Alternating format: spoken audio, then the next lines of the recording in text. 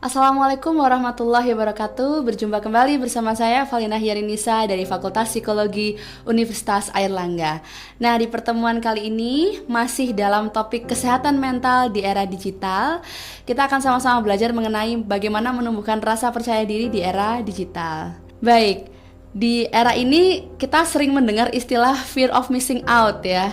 Dan banyak sekali remaja atau mungkin generasi ya milenial ya yang menggunakan video ya menari ataupun aktivitas yang berkaitan dengan mempublikasikan aktivitas di media sosial ya karena berbagai alasan gitu.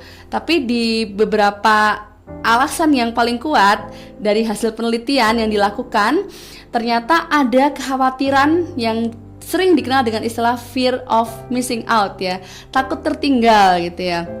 Tapi sebenarnya boleh nggak sih, wajar nggak sih gitu ya, update dengan informasi ya, misalnya ingin ikut-ikutan dengan tren yang sedang beredar saat ini ya. Nah itu sebenarnya boleh nggak sih, wajar nggak sih? Nah sebenarnya nggak masalah ya dengan keadaan ini, dengan keputusan untuk aktif di media sosial gitu. Tapi memang ada beberapa pertimbangan yang harus dilakukan gitu ya, termasuk penggunaan etika dan juga tidak ada kekerasan di dalamnya, tidak ada kata-kata yang mungkin mengarah pada kekerasan verbal ya, ataupun atribut yang melekat pada diri kita juga harus menjadi pertimbangan khusus. Nah, apa saja sih bentuk rasa takut tertinggal yang sering kita alami ya sebagai manusia? Nah, kalau di kalangan dewasa awal ya, kita mulai memasuki fase karir ya, fase ke jenjang pernikahan ya. Sebenarnya apa sih yang aku inginkan ya? Apa aja sih yang ingin aku capai dalam hidup ya? Hal bermakna apa sih yang bisa aku lakukan dalam hidup ya? Itu ya berkaitan dengan makna hidup, mimpi, harapan. Kemudian di fase karir ya, biasanya manusia dewasa awal tuh sering bingung ya, aduh mau S2 dulu atau kerja dulu ya gitu. Karena melihat ya aktivitas teman-teman seusianya di media sosial gitu. Oh, kok kayaknya keren ya kalau S2 dulu. Oh, kayaknya kok keren ya kalau kerja dulu ya. Dengan segala macam yang ditampilkan di media sosial. Nah, kemudian dalam relasi juga gitu ya.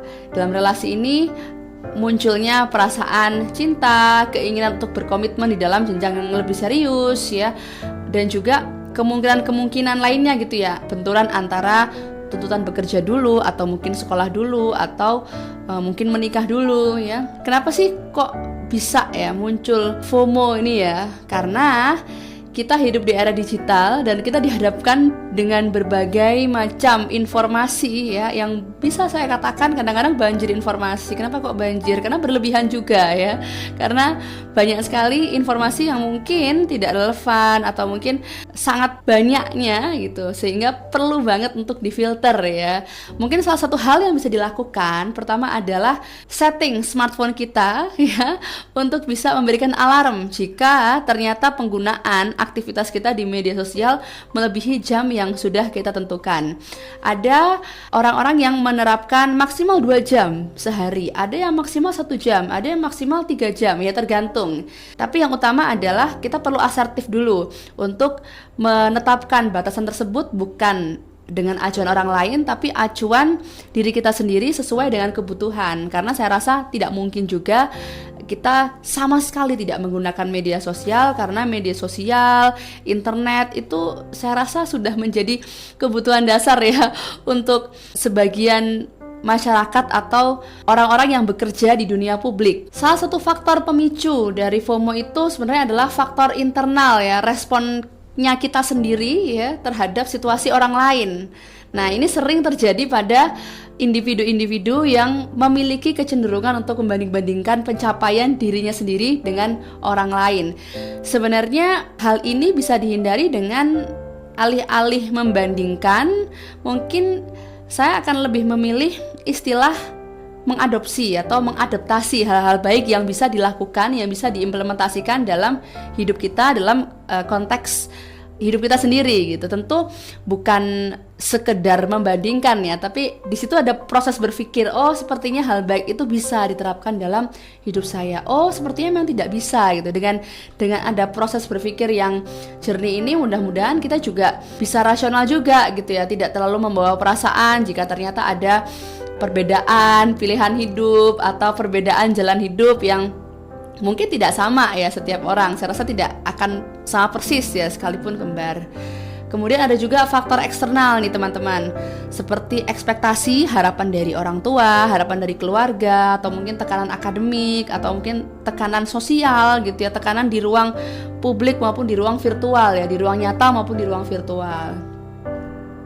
Nah kemudian yang ingin saya bahas juga adalah FOMO itu bisa muncul karena adanya rasa tidak aman gitu ya. Dalam bahasa Inggris kita mengenal insecure. Insecure ini apa sih? Kondisi ketika seseorang dipenuhi rasa ragu sama dirinya sendiri, sering gak merasa percaya diri ya, yang itu terus menerus terjadi di berbagai setting kehidupan. Ya nggak memungkiri ya, saya pun ketika mempelajari ya psikologi sekian tahun bukan berarti nggak pernah insecure ya. Jadi sebenarnya rasa tidak aman ini ada dampak positifnya juga ya. Jadi kalau misalnya kita bisa mengelola rasa tidak aman, ini kan ada usaha untuk mengubah keadaan ya, mengubah perilaku kita, atau mungkin mengubah keadaan dari yang awalnya tidak aman menjadi setidaknya perlahan-lahan menjadi lebih aman ya, menjadi lebih adaptif. Kalau kita telaah kembali hal-hal yang bikin seseorang insecure itu karena belum jelas tujuannya apa, bisa jadi ada permasalahan dalam relasi, dan juga ketidakmampuan dalam menghandle atau mengatasi berbagai macam situasi dalam hidupnya. Bisa juga karena merasa rendah diri gitu ya, merasa tidak kompeten ya. Padahal bisa jadi itu berhenti hanya dalam level perasaan saja gitu ya, belum terbukti gitu. Orang belum dicoba gitu kan ya. Kemudian mengalami over fear ya, rasa takut yang berlebihan ya, sehingga rasa takutnya ini mengalahkan keinginannya untuk mencoba hal baru gitu. Jadi berhenti di insecure saja. Padahal ternyata ketika seseorang berani mencoba, dia akan punya evaluasi. Oh ternyata saya lebih loh di hal ini, oh saya ternyata kurang loh di hal ini, dan akhirnya bisa improve dengan berbagai macam pengalaman ya yang dilalui atau yang diikuti. Kemudian terkendala zona nyaman ya. Nah, zona nyaman ini sebenarnya tidak selalu positif ya, artinya zona nyaman ini bisa menjadi belenggu kalau membuat seseorang jadi tidak mau berkembang atau memperluas ya aktivitas nyamannya.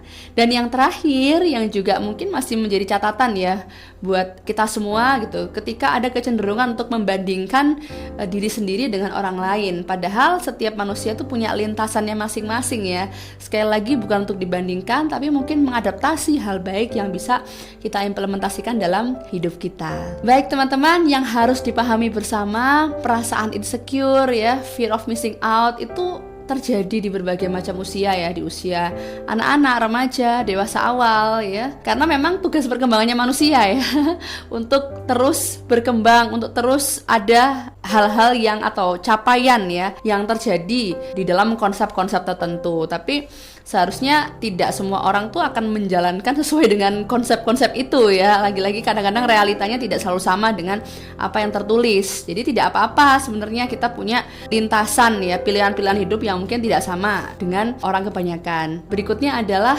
kalau kita terus-menerus terpaku sama kegelisahan, rasa cemas, khawatirnya nanti malah menyerap energi kita gitu ya, energi kita yang seharusnya bisa dialirkan ke dalam hal-hal positif jadi mudah lelah duluan ya, karena tadi pikiran kita terus bekerja gitu ya, meskipun tidak melibatkan banyak aktivitas fisik ya, dan itu ternyata ngefek ya teman-teman. Kemudian mari kita sama-sama memperbaiki ya mindset bahwa kita semua itu sebenarnya sedang berproses ya di jalur masing-masing ya, bukan untuk dibenturkan, bukan untuk dibandingkan, bukan untuk dicari mana yang lebih unggul, mana yang lebih baik, tapi dari proses belajar ya, dari hidup orang lain mungkin kita bisa belajar ya dari pengalaman mereka, hal baik mana yang bisa diterapkan dalam hidup kita, dan tidak perlu semuanya juga gitu. Baik, jadi mungkin refleksi buat kita semua ya, kita mau melabel diri kita dengan krisis dan rasa cemas, atau mau bangkit dan semangat untuk menjadi pribadi yang lebih bermanfaat lagi?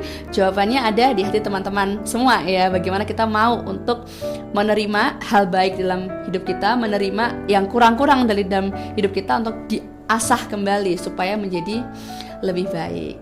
So, what next? Apa yang harus kita lakukan? Akan kita bahas di video pembelajaran berikutnya. Terima kasih. Assalamualaikum warahmatullahi wabarakatuh.